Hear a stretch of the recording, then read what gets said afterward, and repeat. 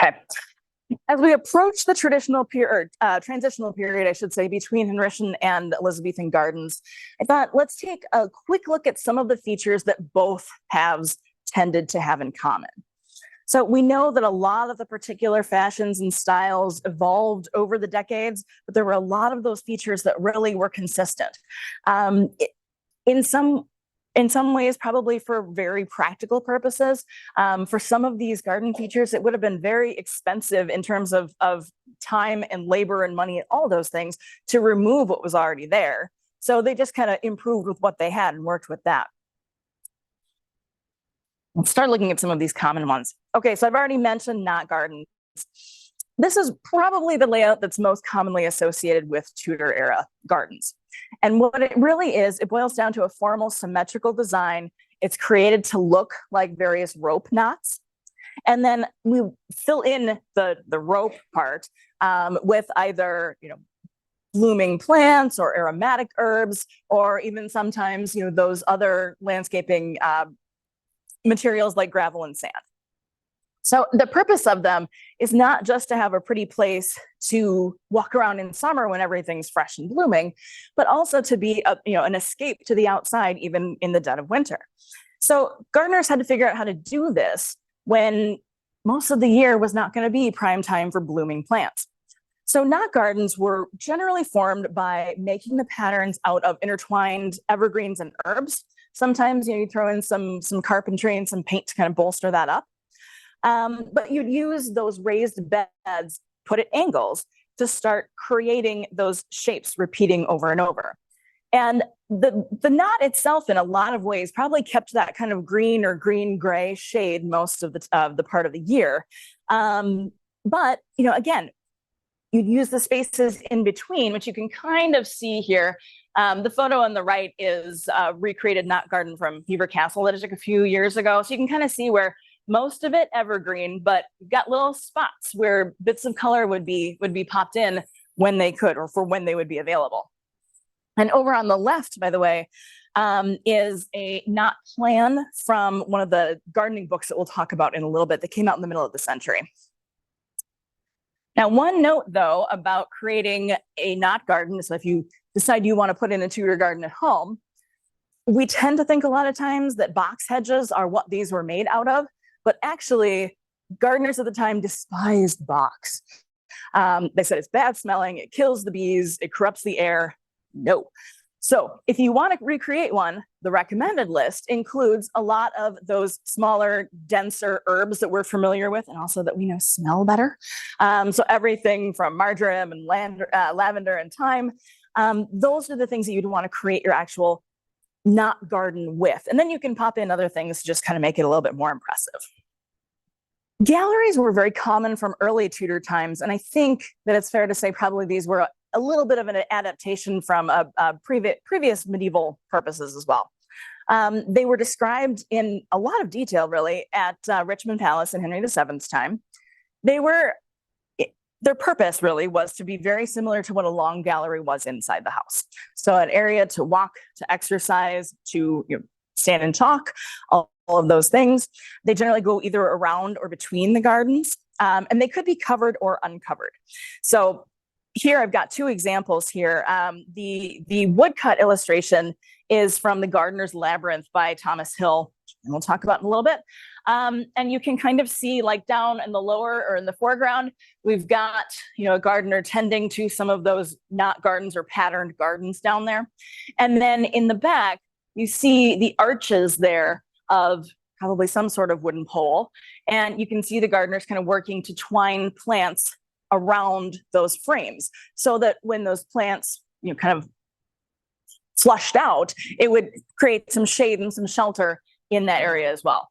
The other image here in color, this is a little bit older. It's from about 1440 and it's a Flemish painting. Technically, this might be classified more as an arbor if you want to get really down to brass tacks, but the reason I included it, actually two reasons. One, it's in color and it's just easier to see, by the contrast. Here's where the plants would have gone. This is, what would have been maybe a man-made structure. But the other thing is that it shows us that, there's a century and a half almost between these two representations. So we do see that some of those old features sticking around from the medieval times to show that we really do have, again, a mix of that old and new in terms of influences. All right. Again, I won't read this to you just in the interest of time, but Thomas Hill also, when he was describing, for example, maybe the woodcut that we saw in the last picture here, really just shows that it's not only for the owner or his guests to be able to view the plants and look at the garden itself, but it's also there to be, as he said, a delight and comfort of his wearied mind. And that is, again, one of the big things that gardens were intended to do, was to give people a place to get away from it all a little bit, to, you know, process, to be alone in an area that is calming to the mind. I mentioned mounts earlier, and really these are another very old feature that is made new again in the Tudor era. They originated as essentially security measures in medieval castles, and a lot of times these would be kind of near the walls. They're basically just really large hills with a flat top, so you can go up and you can view the landscape around you. So you'd be able to see that advancing army if it's coming to you.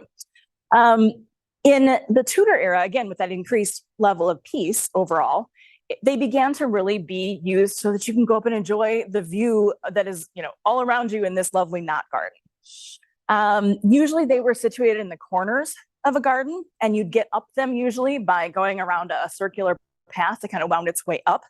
So for example, here you can, this is a surviving example at lived in Newfield, and I might not be pronouncing that right, but you can see the path kind of winding up and around. From the top, they look like snail shells. So a lot of times you'll hear these referred to as snail mounts.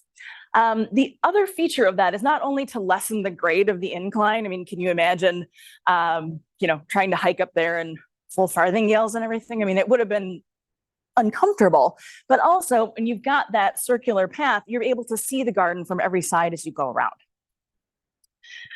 All right. I did mention very briefly at Hampton Court, again, just in case you thought Henry VIII did anything by half measure, the mount that he had at Hampton Court was later recorded to have this giant permanent banqueting house with like onion domes and glass windows and all kinds of balconies, all this kind of thing. So again, anything Henry could do, he would make sure to do it better. All right, the other image here we have on the left-hand side, just to show that this was a fairly long-termed development. This is a portrait of Elizabeth Stuart, so the daughter of James I. This was done in 1603. And in that upper left-hand corner, once again, there are so many portraits, you'll see those details of gardens out the window behind someone else. And so that's why, we're trying to like squeeze in as much as we can and be able to see that detail. But you can see kind of the winding path going up, and there's a kind of a snail mount there in the background. And it looks like that's kind of planted with maybe a little bit of an arbor or something there with some seats there. So again, we know that this was not only, around in medieval times as a defensive fortress, but we're looking at them still being very popular even into the Stuart era. Speaking of banqueting houses, it's not what we would commonly think of, right? We would think of a banquet as being an entire huge meal. It's a feast. It's, many courses, all that kind of thing. At the time, the banquet course referred only to really the last finest course. So your dessert, maybe a wine to go with it. But it's not the entire feast. This is just the very last culminating part of it. And the other thing to think about is that this was not for everyone. And we can tell this by a couple of reasons. One, this is a survival actually from Melford Hall in Suffolk. And this was a permanent one. A lot of times they weren't permanent. They could be temporary as well. But it's really not that big. So if you imagine the number of people who are often dining at a royal table, they're not all going to fit in there. And there's certainly not room for the kitchens to prepare all of the food for all of those people. So we know that it was really just a select few people who got the invitation to go to the banqueting house for that banquet course. Invitation, that meant you were in very high favor. So got your ticket punched. This is an example, as I mentioned, of a permanent banqueting. And a lot of times early in the period, there would be pairs of them, so they would come kind of in twos in a garden. Later in the Elizabethan period, they kind of were, there was more of a fashion for single banqueting houses. And this example, this is, you know, a relatively squat, round version with only about 2 stories. Some of the ones that Henry VIII created at Hampton Court were several stories, more tall and thin, kind of like towers, more than we would see something like this. But again, in some places, people didn't bother putting up a permanent situation. They'd put up a painted canvas or something like that, and it served the same purpose, but it didn't require the same kind of commitment and and financial investment, I guess you might say. You also might see foot mazes and labyrinths. Now, these are not what we would normally think of at this point. So for me anyway, if someone says I'm going to go through a maze, I'm imagining, you know, like a 6-foot high creation or so. You know, you go in, you can't see where you're going. There's dead ends. There's all kinds of stuff. The recreations now that are Hampton Court and Hever Castle, for example, are also that very high hedge. That's not what most of these were like early on. And these absolutely were a feature that held on from the medieval period, because a lot of these would be found near churches or religious sites. And it's thought that they were really there to mimic or represent or have you think about either the Christian's journey through life or the path to salvation, something, you know, really an early form of mindfulness. As you go through this labyrinth or maze, there's a difference. If you want to talk about it later, we can. But anyway, as you go through that process, you're taking it in for each step at a time. The goal is not get to the center as fast as you can. The goal is pay attention to every step you're taking as you go.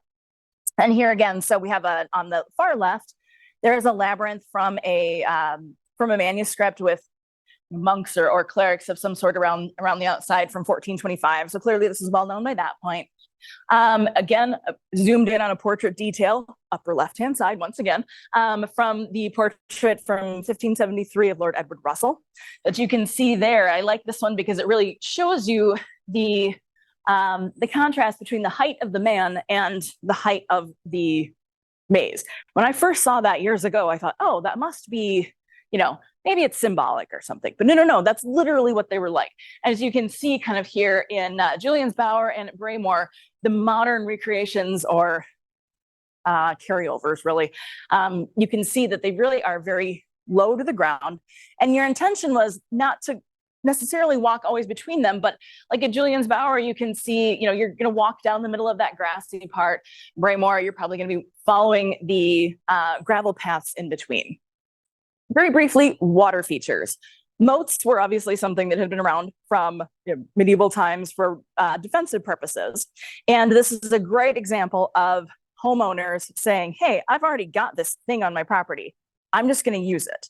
So they might have either, you know, fancied it up, connect it with other fish ponds, things like that, to make it into a neat new water feature. So for example, a lot of times they like to almost mimic the styles in those knot gardens by connecting these different things so that you'd have like a whole different kind of water maze itself. They also were handy to keep animals out. So, and of course you can throw fish in them, you know, and then you've got not only entertainment, but you've got a little bit of food supplementation as well.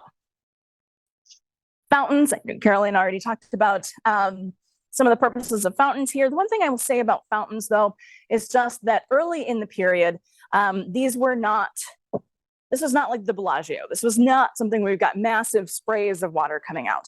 Early in the period, fountains were focused on the architectural design of the fountain itself. The water would really just kind of be a trickle that comes out the side, but the focus itself would be on how elaborate the fountain was decorated. Also the scale, and you can see over on the left-hand side, that's a sketch of Whitehall from 1544. And there's a fountain over here. And presuming that Wingard is not totally wrong on his scale, that's, compared to the buildings, that's a really big fountain. We do know that there are also 2 other really grandiose later fountains. Mary I erected a 30-foot one at Windsor, topped with a lion and an eagle, about 6 foot high. You know, they had the arms of England and Spain, celebrating obviously her marriage to Philip. And Elizabeth actually might have tried to one-up her sister a little bit after that. Because she built one at Hampton Court in 1590 with, white marble, colored stonework, this fantastic figure of justice at the top. And she actually had one of the earlier recorded examples of what would eventually become known as, and forgive my language, but a pissing boy statue. So you may have seen those later. If you've been to Brussels, there's some very famous ones there. That wasn't just a continental thing. Elizabeth actually had a few of them early in her time too, and they kind of came back around and became more popular in Derbyshire afterwards.